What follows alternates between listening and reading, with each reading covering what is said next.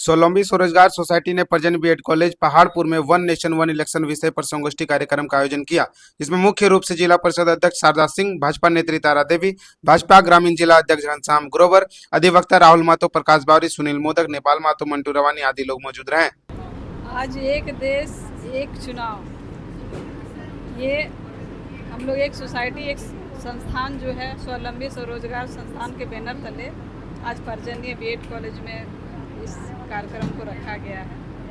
ये कार्यक्रम है कि देश में जो वन नेशन वन इलेक्शन, एक देश एक चुनाव, एक देश है तो एक चुनाव होना चाहिए। ये हमारे देश के यशस्वी प्रधानमंत्री जी ने जो सोच रखे हैं, जो दूरदृष्टि का वो सोच रखते हैं कि देश को किस तरीके से आगे लेके जाएं, ताकि हम लोग जो 1947 तक हम लोग जो देखे हुए हैं कि विकसित देश बने भारत, इसको मद्देनजर देखते हुए ये एक देश एक चुनाव का आयोजन पूरे देश भर में चल रहा है।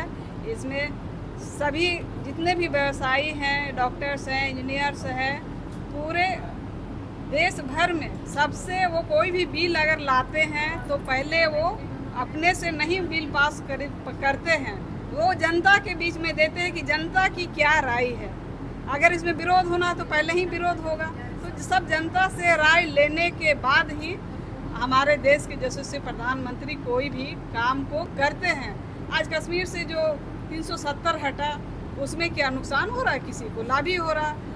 देश से आपका 3 तलाक हटा दिया है, इसमें भी तो फायदा ही हो रहा है। पहले पहले जो भी बिल लाते हैं तो सभी लोग विरोध करते हैं, बाद में वो बिल पास हो जाता है तो देश के प्रधानमंत्री जी का सभी लोग नाम करते हैं कि देश अच्छी तरीके से चले।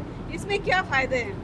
जब हम लोग हर साल सालों भर चुनाव लड़ते रहते हैं तो सभी लोग परेशान होते हैं, पत्रकार भी परेशान होते हैं, आप लोग भी परेशान रहते हैं चुनाव में कि हर बार चुनाव हो रहा है, और जितने व्यवसायी वर्ग हैं सभी परेशान रहते हैं, अधिवक्ता परेशान रहते हैं, बच्चे परेशान रहते हैं, घर की जो महिलाएँ जो खाना बनाती है वो भी परेशान रहती है कि इतना बार बार इलेक्शन हो रहा है, नहीं जाने देंगे, बाहर में रहते वो आना नहीं चाहते हैं। तो इसीलिए देश में एक ही साथ चुनाव होने से हमारा देश आगे बढ़ेगा, रोजगार बढ़ेगी, युवाओं के लिए रोजगार बढ़ेगा, स्कूल कॉलेज फैक्ट्री खुलेंगे तो इसमें सभी को लाभ ही लाभ है, कहीं क्षति दिखाई नहीं दे रहा है। और ये 370 हटा, डिमोनेटाइजेशन हुआ, लेकिन आतंकवादी हमले नहीं रुक रहे हैं।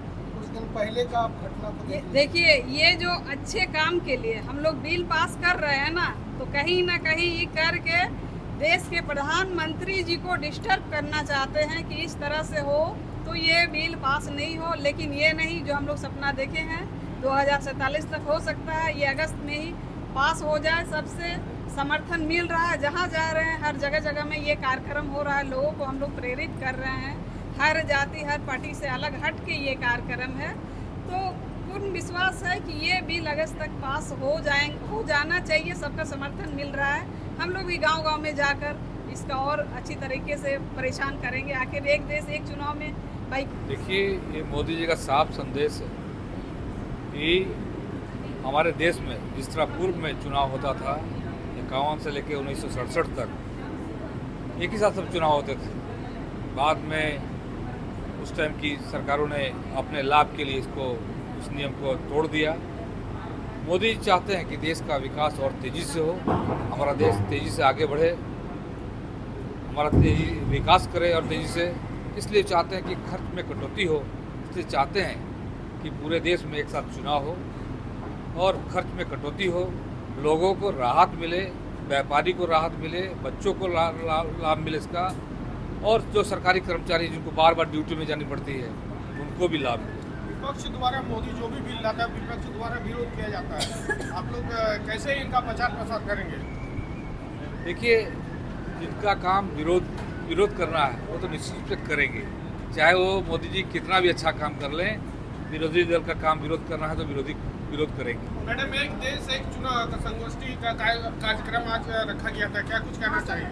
जी, पूरा देश इससे प्रभावित है, चाहे वो आम नागरिक हो या फिर व्यवसायी वर्ग हो, शिक्षकगण हो, स्टूडेंट हो, महिलाएं हो, जो छोटे छोटे टेम्पू चालक हैं, बस चालक हैं, सभी लोग इससे प्रभावित। अगर एक देश एक चुनाव हम लोग लागू करवा पाते हैं, देश में ये लागू हो जाता है, तो पूरे राज्य भर में चुनाव, बार बार राज्य में चुनाव होने से जो खर्च होता है उससे हम बचत करेंगे, वो देश के विकास के लिए काम आएगा।